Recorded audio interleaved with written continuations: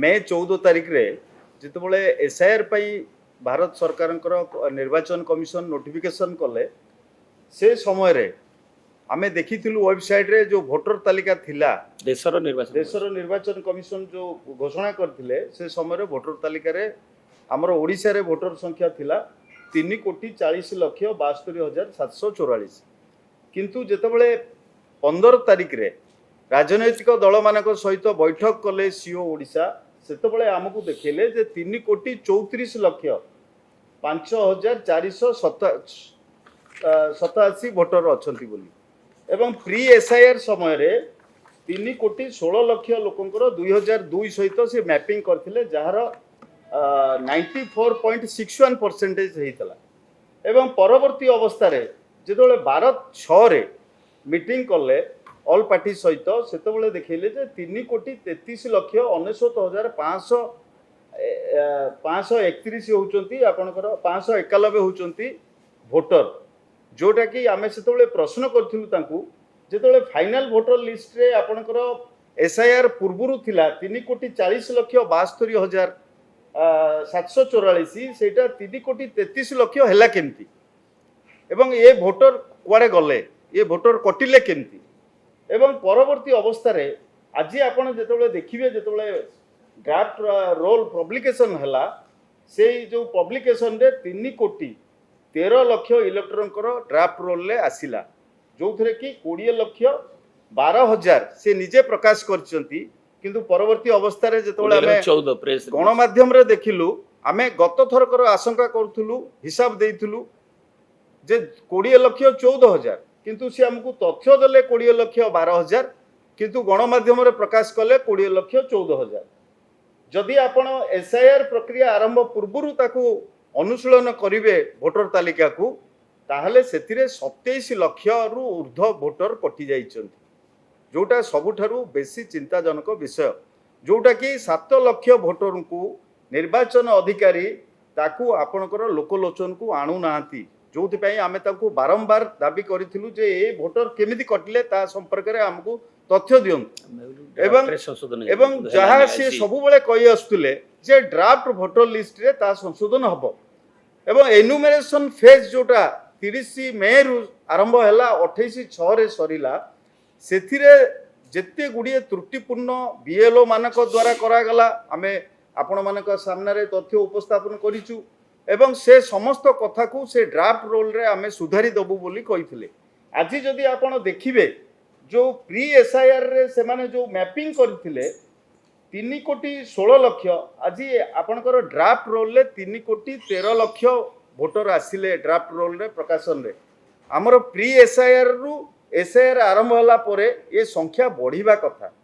एवं ये संख्या कमिला एवं जो 20,14,000 कहउचंती ता वास्तव रे 27 लाख भोटर आज बाद पड़िचंती ड्राफ्ट तालिका तेणु जो आनोमलीज कथा कहउथिले से आनोमलीज पई 13टी जो करिचंती आनोमलीज गुडिको आमे स्पष्ट भाव रे दाबी करिचु जोटा आपनको डिस्प्ले करा जाईची जे से जो आनोमली गुडिको सरलीकरण करी किभली भाव रे योग्य भोटर बाद न पड़िबे एवं अयोग्य व्यक्तिंकर ना जो अच्छी ताकू काटी दिया जाऊ आमर सेथिरे कोनोसी बाधा नाही किंतु जो गुडिक आपणकर भारत सरकारकर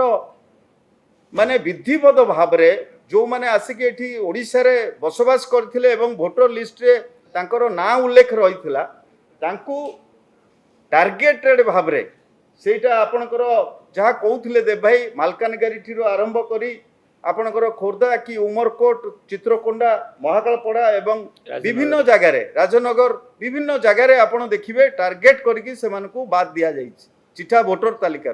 एवं ये प्रक्रिया को जदि सरलीकरण न करा जिवो आमे जो दाबी करिचु आनोमलीज पई जो करा जाइछि आपण आश्चर्य हेबे से आनोमलीज रे गोटे गोटे कन्स्टिट्यूएंसी रे 50,000 45,000 भोटर आनोमलीज रे पड़िछन जदि सेगुडी को सरलीकरण करा न जिवो ताहले योग्य भोटर सबू बाद पड़ी जिवे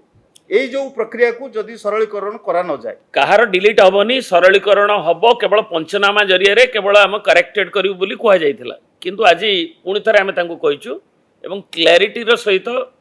पुणी सर्कुलर दबा पई कुआ जाइछि सो दैट ताको रेक्टिफाई हे परियो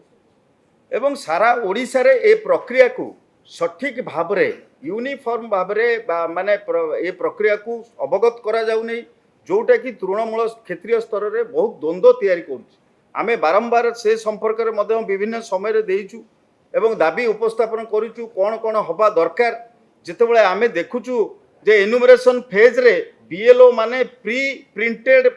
ଏନୁମରେସନ୍ ଫର୍ମ ଯେତେବେଳେ ଭୋଟରଙ୍କୁ ଦେଉଛନ୍ତି 2025 ମସିହାରେ ଭୋଟର ତାଲିକାରେ ଯାହାଙ୍କର ନାମ ଉଲ୍ଲେଖ ଅଛି, ସେତେବେଳେ ସେ ତାଙ୍କୁ ଆଧାର କାର୍ଡ଼ ମାଗୁଛନ୍ତି, ପୁରୁଣା ଭୋଟର କାର୍ଡ଼ ମାଗୁଛନ୍ତି। ଆମେ କହିଲା ପରେ ଜୁନ୍ 11 ତାରିଖରେ ସିଓ ଓଡ଼ିଶା ତାକୁ ଅପଲୋଡ଼ କଲେ ଯେ ବିଏଲ୍ଓ ଏଇ କଥା ଗୁଡ଼ିକ ମାଗିବ ନାହିଁ। ତେଣୁ ଏ ପ୍ରକ୍ରିୟାରେ କେଉଁଠି ନା କେଉଁଠି ଆମେ ଅନୁଭବ କରୁଛୁ ତାଙ୍କର ତଥ୍ୟରେ ତାଳମେଳ ରହୁନି ଏବଂ ଯେଉଁ ପ୍ରକ୍ରିୟାଟାକୁ ସମାନ ଭାବରେ ସାରା ଓଡ଼ିଶାରେ ପରିଚାଳନା କରିବା କଥା ସେ ସମ୍ପର୍କରେ ସଠିକ୍ ଭାବରେ ସେମାନଙ୍କୁ ଟ୍ରେଣ୍ଡ କରାଯାଉନି, ଯେଉଁଥିରେ ଯୋଗ୍ୟ ଭୋଟର ବାଦ ପଡ଼ିବାର ସମ୍ଭାବନାଟା ଯେଉଁ ଆଶଙ୍କା କଥା କହିଲେ ଦେବ ଭାଇ, ସେ ଆଶଙ୍କାଟା ବଢ଼ି ବଢ଼ି ଯାଉଛି। ତେଣୁ ଆମେ ଆଶା କରୁଛୁ ଯଦି ଏଇ ଯେଉଁ ଆନୋମାଲିଜ୍ ଗୁଡ଼ିକୁ ସରଳୀକରଣ କରିକି ଯଦି କାର୍ଯ୍ୟକାରୀ କରା ନଯାଏ, ଯେଉଁଗୁଡ଼ିକ ଆଜି ଆମେ ଦାବି କରିଛୁ, ତାହେଲେ ଅନେକ ଯୋଗ୍ୟ ଭୋଟର ଯେଉଁ ତାଲିକାରେ ଅଛନ୍ତି ବା ବାଦ ପଡ଼ିଛନ୍ତି ଚିଠା ଭୋଟର ତାଲିକାରେ ସେ ସମସ୍ତେ ବାଦ ପଡ଼ିଯିବେ। ତେଣୁ ସ୍ପଷ୍ଟ ନିର୍ଦ୍ଦେଶନାମା 1 ଆନୋମାଲିଜ୍ କୁ ଇଏ କରିବା ପାଇଁ,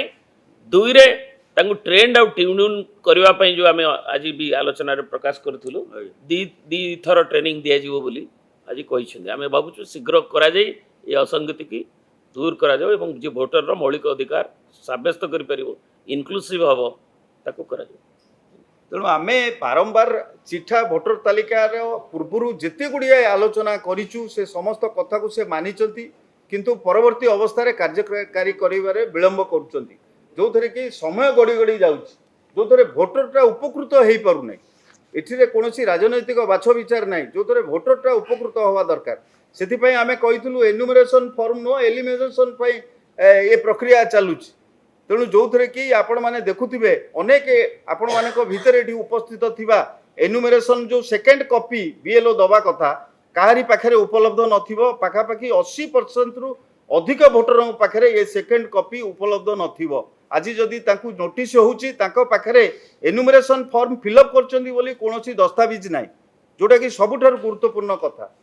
ତେଣୁ ଆମେ ଆଶା କରୁଛୁ ନିର୍ବାଚନ କମିଶନର ତାଙ୍କର ଯିଏ ମୁଖ୍ୟ ନିର୍ବାଚନ ଅଧିକାରୀ ଅଛନ୍ତି ୟାକୁ ସରଳୀକରଣ କରନ୍ତୁ ଏବଂ ଏସ୍ଆଇଆର୍ ନାଁରେ ଯେଉଁ ଚର୍ଚ୍ଚା ଯୋଗ୍ୟ ଭୋଟରଙ୍କୁ ବାଦ ଦେବା ପ୍ରକ୍ରିୟା ଓଡ଼ିଶାରେ ବନ୍ଦ ହେଉ।